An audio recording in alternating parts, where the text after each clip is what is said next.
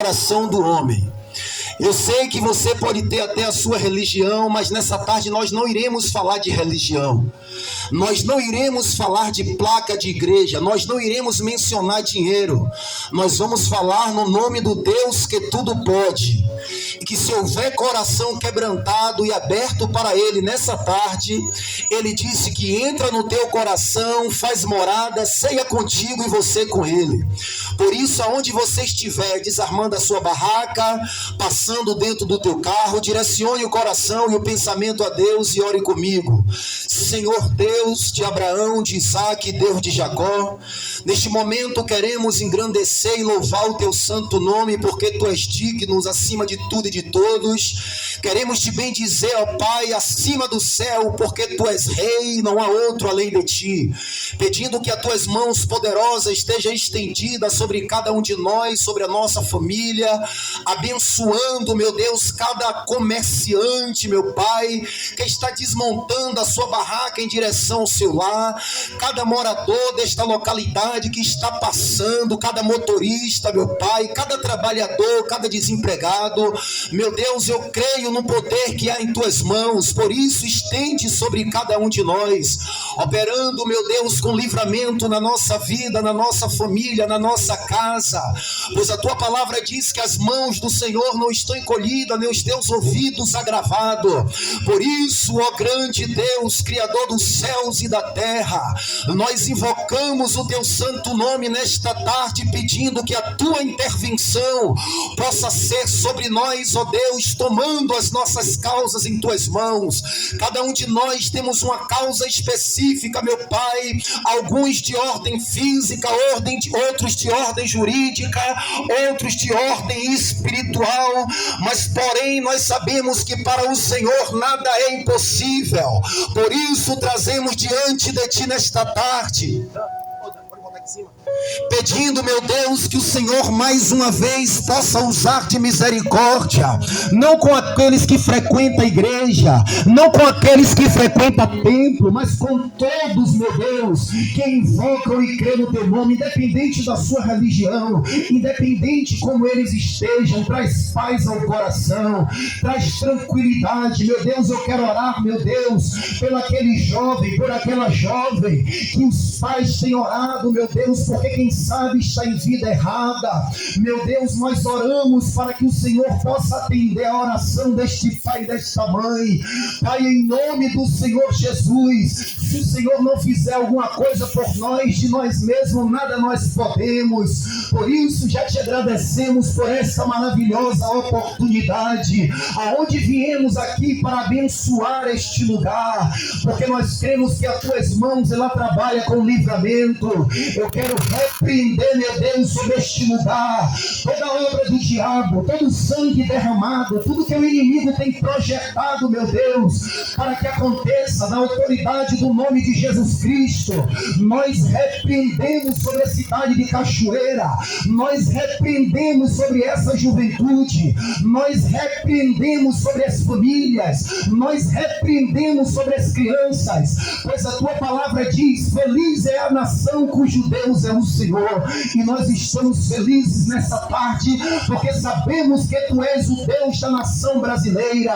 Não importa o que esteja acontecendo, meu Pai, mortes, acidentes, pandemias, a tua palavra já descrevia que tudo isso iria acontecer, como prova de que o Senhor está e sempre estará no controle. Fica conosco em nome de Jesus. Amém. Louvado seja Deus. Sou grato a Deus, meus amados irmãos ouvintes, porque Deus me dá uma oportunidade, assim como a você também, de estar glorificando junto conosco o seu santo nome. Como eu falei anteriormente aqui, Deus não está à procura de religiosos, Deus não está à procura de pessoas que tenham uma religião. Para Deus nada disso importa. Deus está à procura de um coração sincero, de um coração verdadeiro que queira melhorar na presença de Deus, porque nós estamos vivendo, e é verdade, uma geração estranha. A Bíblia diz que nos últimos dias tudo é cumprimento da palavra que está acontecendo. A Bíblia diz que nos últimos dias os pais se voltariam contra os filhos e ninguém saberia o porquê. Os filhos se voltariam contra pais. Louvado seja Deus, as nações fariam guerra contra outras nações, mas Deus nos deixou um refúgio. Quando Ele enviou seu Filho para pisar nesta terra, Ele disse: se vós credes que eu sou, vós não morrereis em vossos pecados. Por quê? Porque Jesus é a luz do mundo. Ele disse: quem me segue não andará em treva. Jesus é a solução para os nossos problemas. Quando Jesus pisou nesta terra, Ele só fez o bem. Ele não veio pedir nada do homem, Ele não veio usufruir nada do homem. E quando Ele estava na cruz, aqueles homens que estavam crucificando para querer zombar do nosso Senhor Jesus, eles disseram para Ele: desce dessa cruz e salva-te a ti mesmo. Mas eles não entenderam que o segredo da cruz estava em Jesus não descer dela, mas morrer nela. Porque Ele não veio para salvar a Ele mesmo, Ele veio para salvar você, Ele veio para salvar a mim, que estávamos mortos, perdidos em nossos pecados, por causa do pecado de Adão. Mas a Bíblia diz que Deus fez cair sobre Jesus, louvado seja Deus, o castigo que havia sobre nós. E o castigo que havia sobre nós, através de Jesus, foi aniquilado, e Jesus nos trouxe a paz. E a Bíblia diz que aquele homem justo, aquele homem inocente, no lugar que ele passava, todos davam testemunho. Louvado seja Deus, a ponto que levaram Jesus diante de Pilatos, diante das autoridades da sua época, condenando, acusando Jesus. E quando aqueles homens ouviram a palavra de amor, a palavra de verdade que saía dele, as autoridades tiveram que testemunhar: não achamos crime nenhum neste homem, achamos a sua palavra, palavra de inocência.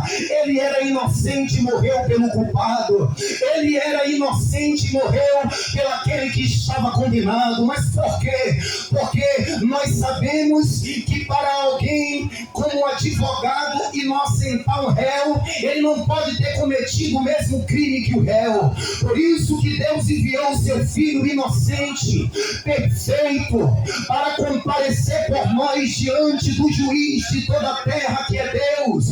E quando Ele veio aqui na terra com toda a sua obra de justiça, depois que Ele fez tudo o que Deus havia determinado, Ele disse: está consumado, está cumprido, ó Pai, toda a tua vontade de salvar a humanidade. A Bíblia diz que Ele entrega o seu Espírito, e a Bíblia diz que Ele morre. Aqueles homens, juntamente com o diabo, pensou que tinha matado Jesus, mas era o plano de Deus enviar o seu único Filho, para que todo aquele que nele crê não pereça, mas tenha a vida eterna. E a Bíblia diz que uma das autoridades que estava no meio daqueles que crucificaram Jesus, ele testificou dizendo: vós nada sabes, porque convém que morra um homem só e não morra toda a nação. E isso ele estava se referindo à morte de cruz, porque estava predeterminado pelo Deus eterno que Jesus haveria de morrer, um único homem por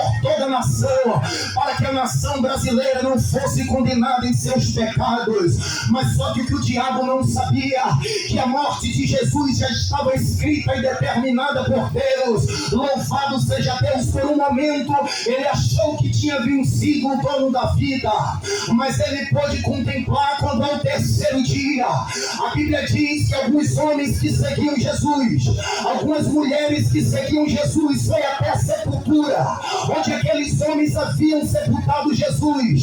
E quando eles chegam na sepultura, uma surpresa para todos: o corpo de Jesus já não está mais lá. A única coisa que está é o testemunho de dois anjos enviados por Deus. E quando aqueles homens e aquelas mulheres chegam, aquele anjo tem que testemunhar do santo evangelho da salvação, e diz: ele não está mais aqui, ele ressuscitou.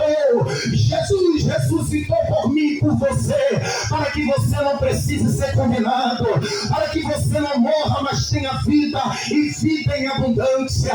E o diabo viu que ele estava derrotado e destruído, quando ao terceiro dia Jesus ressuscitou, ficou aqui na terra mais 40 dias, falando das coisas concernentes ao reino de Deus, ensinando como era que o homem deveria viver para alcançar o reino dos céus, para agradar a Deus. Mas após os 40 dias, todos testemunharam e conforme a vontade de Deus, ele subiu aos céus. E um anjo novamente estava testemunhando para aqueles que estavam ali vendo aquele fato.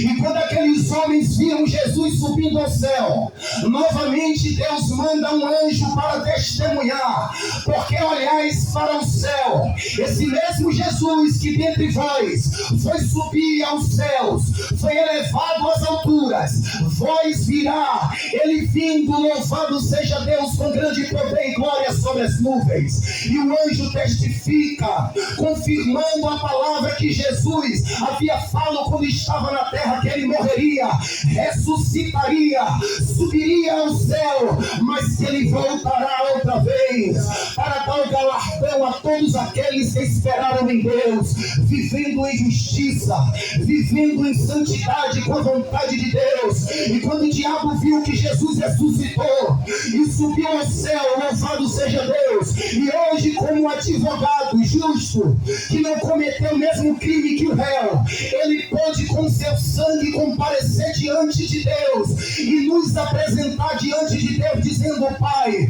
perdoa-lhes porque eles não sabem o que faz, perdoa-lhes porque eu já fui na terra, eu já morri por eles e já paguei o preço.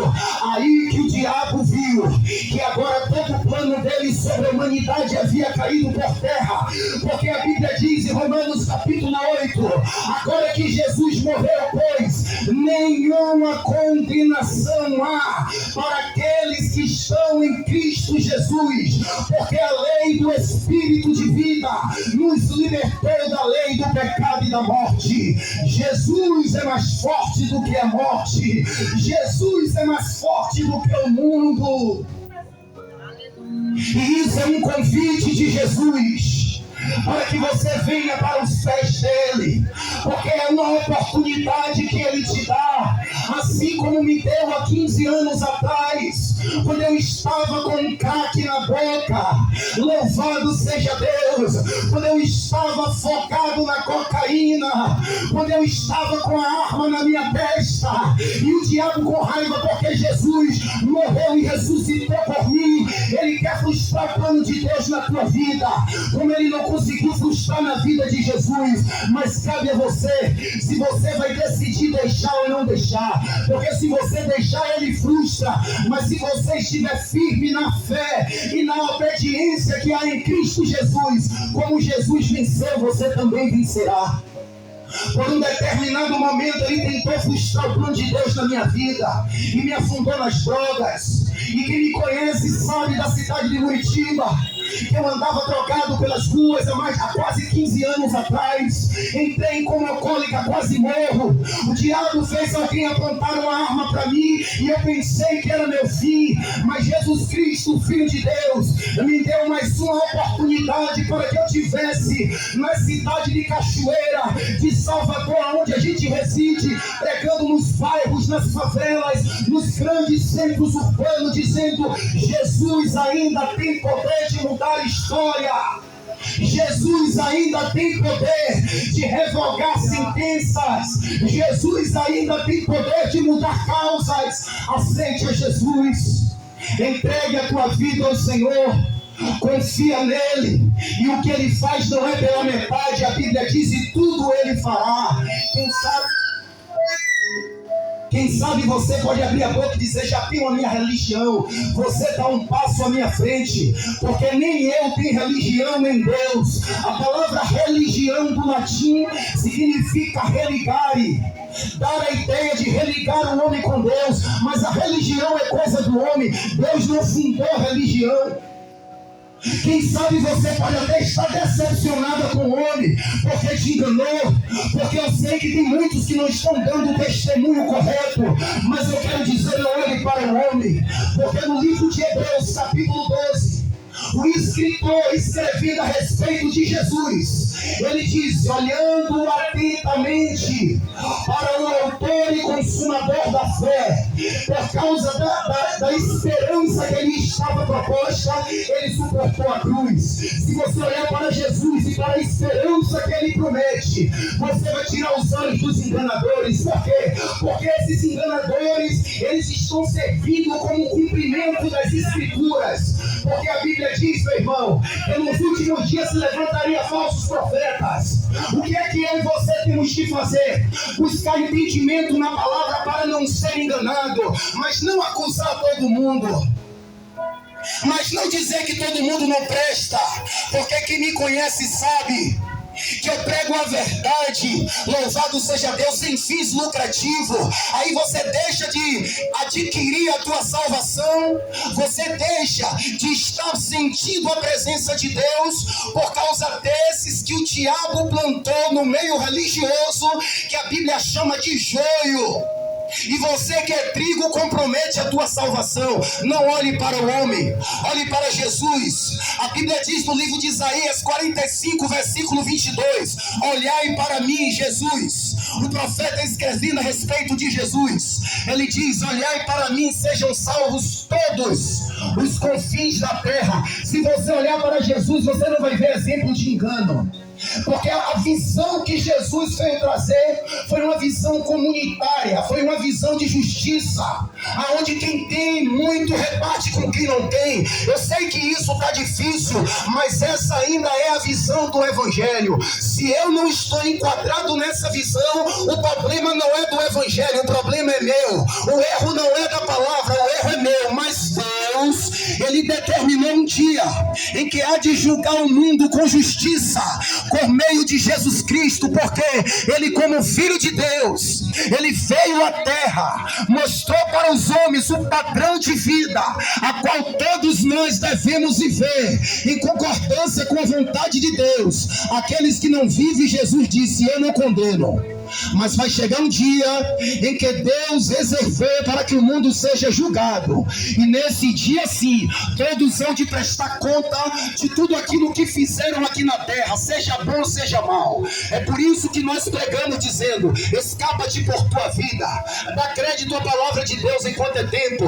A Bíblia diz, quando ouvir a voz de Deus, não endureça o coração. É por isso que Deus está fazendo com que todos ouçam o Evangelho, com que todos ouçam a palavra. Para quê? Para que naquele grande dia a palavra testemunhe ou a favor ou contra o homem, a favor daqueles que obedecem o Evangelho e contra aqueles que sabem o que Deus quer, mas vivem na desculpa.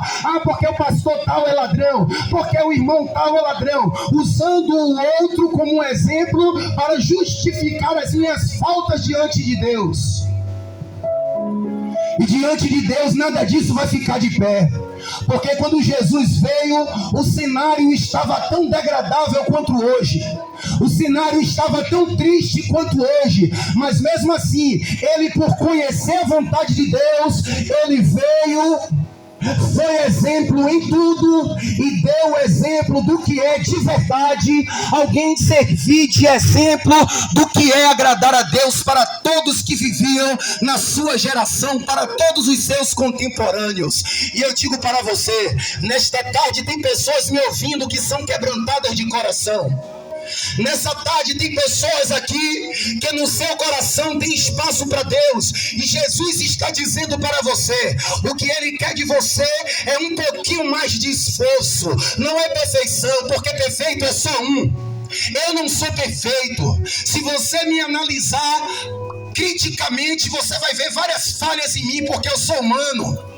Mas eu estou lutando contra os meus pecados diante de Deus para ser melhor. Não se contente com seus pecados, não se contente com os seus erros.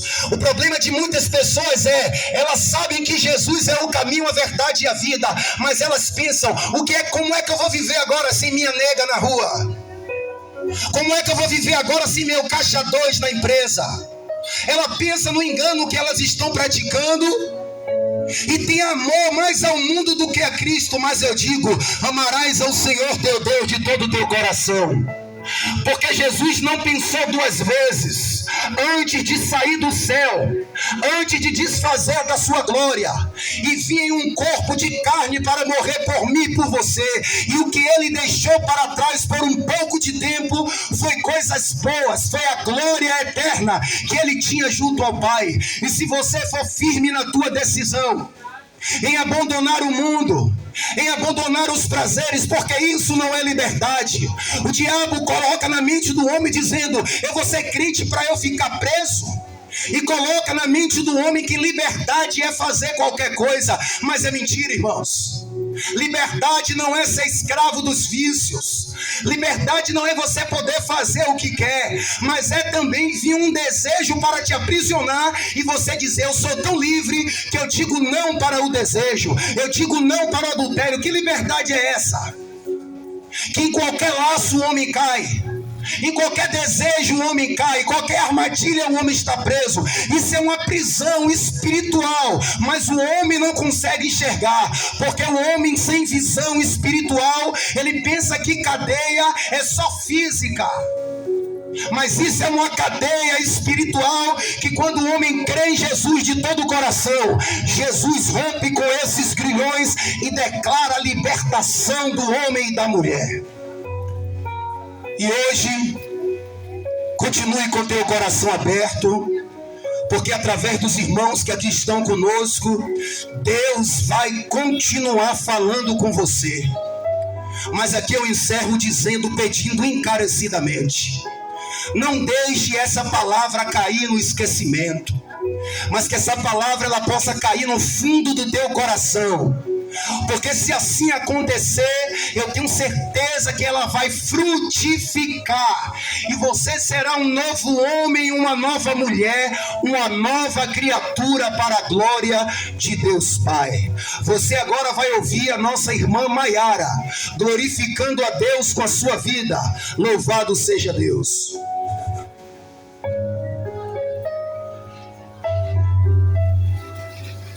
Aleluia. A paz do Senhor, queridos. Uma boa tarde a todos que nos ouvem neste momento. Uma vez mais estamos aqui, reunidos para falar de um Deus que é maravilhoso, que é poderoso, que é vivo, que está entre nós. É o nosso amigo de todas as horas. É por isso que nós invocamos o nome dele, porque o nosso Deus está sentado em um alto e sublime trono, mas também ele está perto de nós, bem perto. É por isso que clamamos por ele, chamamos por ele, porque ele vem ouvir a nossa voz, receber o louvor, a adoração que sai dos nossos corações. E Deus também, ele recebe a oração que a gente faz com sinceridade ao Senhor. Nós queremos cantar ao Senhor porque eu vivo na bondade de Deus. E eu tenho certeza que você também vive. É por isso que você está de pé, você está respirando. O salmista falou assim: eu deitei, dormi e acordei, porque o Senhor me sustentou. Eu tenho certeza que Deus não só sustentou o salmista, os profetas do passado, mas Deus também tem sustentado a tua vida. É por isso que você está de pé para vencer uma vez mais. Vamos cantar e adorar o nome do Senhor, queridos.